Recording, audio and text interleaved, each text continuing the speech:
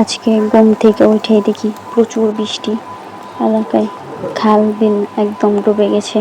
তো আমাদের পুকুরও ডুবন্ত অবস্থায় প্রায়।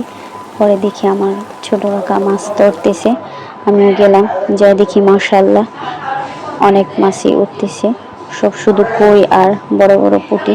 এটা হচ্ছে আমাদের পুকুরে মাছ মারতেছে কাকা। এই যে এই মাছগুলো পাইছে, বাড়িতে আরো মাছ মনে হয় পাঠাইছে। এখন প্রায় 11টা বাজে।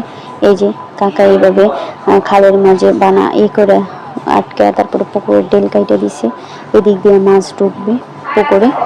পরে যে এই জাল দিয়ে কাকা প্রায় সময় মাছ মারে যখন বৃষ্টি হয়। এই জাল সব সময় এখানে পাতা থাকে।